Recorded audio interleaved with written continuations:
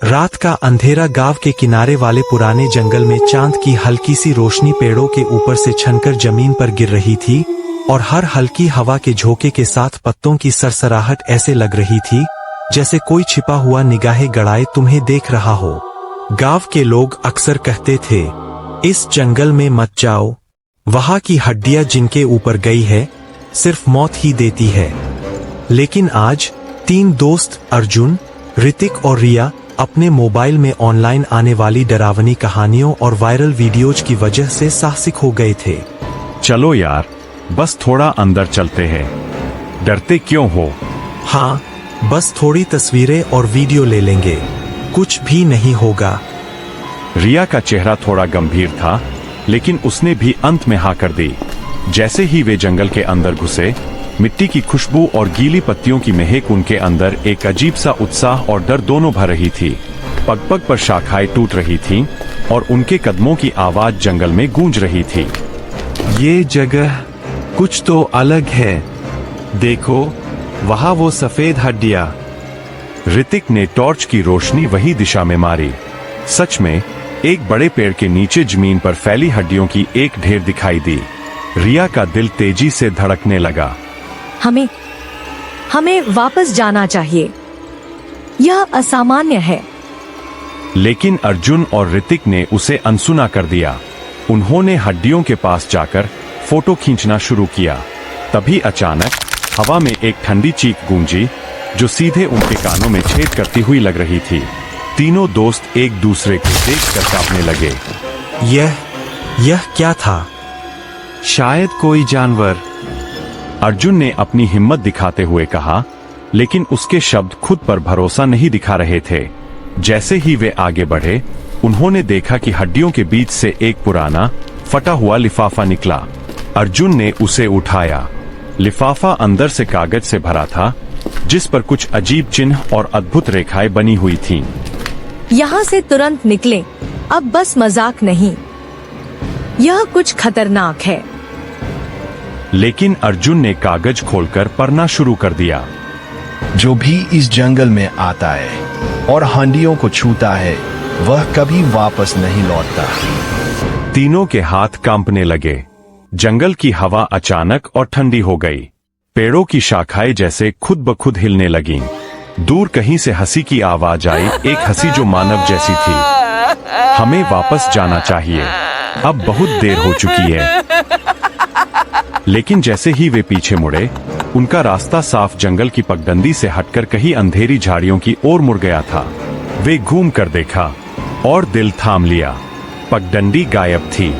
जंगल की छायाएं अब जीवित लग रही थी। हम फंस गए हैं। और तभी जमीन के नीचे से धीरे धीरे एक हाथ निकला। न केवल हाथ, बल्कि उसके साथ एक पुरानी मानव हड्डियों की ढेर भी धीरे धीरे हिल रही थी, जैसे कोई उन्हें अपने नियंत्रण में लेने की कोशिश कर रहा हो। तीनों दोस्त चिल्लाने लगे, लेकिन आवाज जंगल की अंधेरी गहराई में खो गई। और तभी दूर से एक आवाज आई, कौन मेरी हड्डियों को छू रहा है? तीनों की सांसें थम गईं। अब वह जंगल सिर्फ एक रहस्यमयी जगह नहीं रह गया था, बल्कि एक जीवित डरावनी दुनिया बन चुका था। रात की ठंडी हवा अब और भी तेज हो गई थी। तीनों दोस्त अर्जुन, ऋतिक और रिया अपने कदमों की आवाज सुनकर डर के मारे और धीरे धीरे पीछे हटने लगे। लेकिन जंगल में हर दिशा अब उनके लिए अजनबी और घातक लग रही थी। अचानक एक धीमी रोशनी उनके सामने दिखाई दी। यह कोई चांद की रोशनी नहीं थी, बल्कि कुछ अजीब और भूतिया। वह धीरे धीरे झाड़ियों के बीच से उठ रही थी और हर झाड़ी के हिलने पर उसकी चमक बदल रही थी। तीनों जब बाहर निकलने के लिए कदम बढ़ाने लगे, तभी अचानक जंगल की धरती कांप उठी, इतना जोर से कि पेड़ अपनी ही जड़ों से हिलने लगे। ये क्या हो रहा है? हमें तो बाहर भेज दिया गया था। नहीं, जंगल हमें बाहर नहीं जाने दे रहा, कुछ अब भी बाकी है।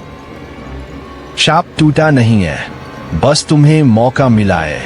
भागना चाहो तो भागो, लेकिन तब तक यह जंगल तुम्हारे पीछे आएगा, जब तक तुम सच नहीं जानते। मतलब हम अभी भी बंधे हुए हैं।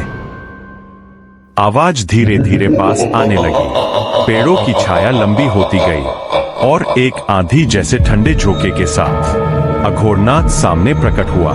अब वह और बड़ा और शक्तिशाली लग रहा। अघोरनाथ ने अपने हड्डियों के राजदंड को जमीन पर मारा। एक गोलाकार चक्र बना, चमकदार और भयानक। यह हड्डियों की अदालत है। यहाँ अंतिम फैसला होगा कि तुम बाहर जा सकते हो या हमेशा के लिए इस जंगल की मिट्टी बनकर रहोगे। हमने तो सारी परीक्षाएं पास कर ली थीं। हम सच बोले, डर का सामना किया, तो अब ये क्यों? क्योंकि तुमने अभी तक मूल अपराध नहीं जाना। तुमने सिर्फ डर की परीक्षा दी है। लेकिन यह जंगल क्यों श्रापित है, उसकी सच्चाई अब तक किसी ने नहीं समझी। अब हम और क्या करें? सच खोजो। अगर सच तुम पर भारी पड़ा तो तुम्हारी हंडियां भी इस जंगल का हिस्सा बन जाएंगी। जंगल का पूरा माहौल बदल गया। अंधेरा और गहरा हो गया, जैसे रात अचानक 1000 साल पुरानी हो चुकी हो। तीनों को जंगल के बीच खड़ा कर दिया गया। हवा रुक चुकी थी, लेकिन आत्माओं की आंखें चमक रही थीं। सदियों पहले इस जंगल का नाम कालवन नहीं था। इसका नाम था जीवलोक। एक पवित्र जगह जहां मृतकों की आत्माएं शांति पाती थीं। यहाँ एक साधु रहता था जो मृत आत्माओं को मुक्ति देता था। लेकिन गांव वालों को लगा कि साधु मृतकों से बातें करता है। वह काला जादूगर बन गया। लोगों ने उसके मंदिर को तोड़ा, उसकी समाधि भी, और उसकी हंडियां पूरे जंगल में फेंक दी। यानी वह साधु बुरा नहीं था? नहीं, वह लोगों को बचाने आया था, लेकिन लोगों ने ही उसे राक्षस समझ लिया।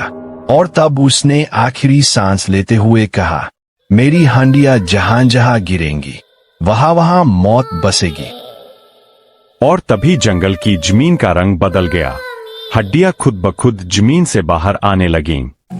और हमसे क्या गलती हो गई?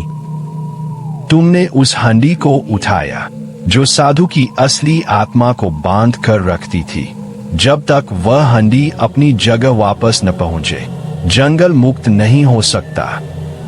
वह हड्डी जो हमें शुरू में मिली थी। रिया ने अपना बैग खोला और अंदर वही छोटी चमकती हड्डी रखी थी। जंगल की हवा अचानक शांत हो गई।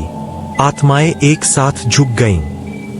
अब तुम तीनों पर यह श्राप खत्म करने की जिम्मेदारी है। अगर तुम हंडी को उसकी जगह वापस रख दोगे, जंगल मुक्त हो जाएगा और तुम भी आजाद हो जाओगे। इस जंगल के बीचों बीच एक प्राचीन समाधि है। वहां यह हंडी रखो, लेकिन याद रखना, रास्ता आसान नहीं होगा। जैसे जैसे तुम समाधि के करीब जाओगे, साधु की टूटी आत्मा जागती जाएगी। अगर तुम में जरा सा लोभ, डर या झूठ आया, वह आत्मा तुम्हें उठा लेगी। तीनों ने सिर हिलाया। वे आज पहली बार मौत से नहीं डर रहे थे। वे जंगल के गहरे हिस्से में पहुंचे, जहां पेड़ों की जड़ें आपस में ऐसे गुंथी थीं जैसे किसी विशाल जीव का शरीर हो। हर कदम पर जमीन हिलती, हर पेड़ से कराहने की आवाज आती, जैसे जंगल खुद चाहता था कि वे रुक जाए। पर तीनों बिना रुके आगे बढ़े। आखिर एक खुला मैदान दिखाई दिया। बीच में एक काला टूटा फूटा पत्थर, उस पर साधु की तस्वीर उकेरी थी और उसके चारों ओर हड्डियों की विशाल चादर फैली हुई थी। यही वह जगह है। अर्जुन ने हड्डी उठाई और धीरे धीरे समाधि पर रख दी। उस पल जंगल की हवा रुक गई, पेड़ स्थिर हो गए, आत्माएं एकदम शांत। समाधि से हल्की सुर्ख रोशनी उठी और हवा में एक मधुर शांत स्वर गूंजा। धन्यवाद, तुमने मेरा श्राप खत्म किया। साधु की आत्मा पहली बार शांत और सुंदर रूप में दिखाई दी। उसने तीनों को आशीर्वाद दिया। अब यह जंगल मुक्त है और तुम भी। अघोरनाथ और बाकी आत्माएं धीरे धीरे धुंध में बदलकर गायब हो गईं।